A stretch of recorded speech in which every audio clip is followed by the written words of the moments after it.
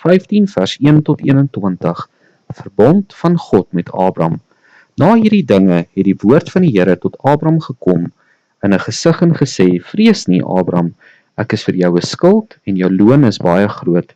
Toe vra Abram, Here, wat sal u my gee, aangesien ek sonder kinders heen gaan en die erfgenaam van my huis, die Damaskener, Eliezer is.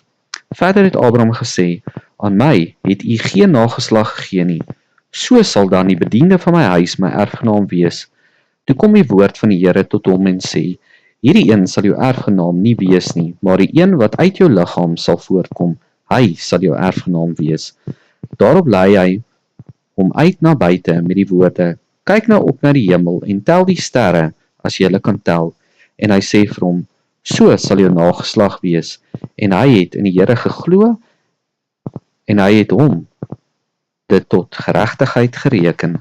Verder het hy vir hom gesê, ek is die Here wat jou uitgelei het uit Ur van die Kaldeërs om jou hierdie land in besit te gee. En hy sê, Here, waaraan sal ek weet dat ek dit in besit sal neem? En hy antwoord hom, neem vir my 'n 3 jaar oud vers en 'n 3 jaar oud bokooi en 'n 3 jaar oud ram en 'n tortelduif en 'n jong duif. En hy het dit alles vir hom gebring en het middeldeur gedeel en die helftes teenoor mekaar gelê, maar die voëls het hy nie verdeel nie. Toe kom daar roofvoëls op die dooie diere af, maar Abram het hulle weggejaag.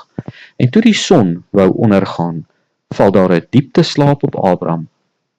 En kyk, skrik en groot duisternis het hom oorval. Daarop sê hy vir Abram, weet verseker dat jou nageslag vreemdelinge sal wees in 'n land wat aan hulle nie behoort nie. Daar sal hulle diensbaar wees en verdruk word 400 jaar lank. Maar ek sal ook die nasie oordeel aan wie hulle diensbaar moet wees, en daarna sal hulle uittrek met baie goed. Maar jy sal na jou vaders gaan in vrede, jy sal in goeie ouderdom begrawe word, en die 4de geslag sal hierheen terugkom, want die ongeregtigheid van die Amorite is tot nog toe nie vol nie. En na sononder, toe dit heeltemal donker was, gaan daar 'n rokende oond en vurige fakkel tussen die stukke vleis deur.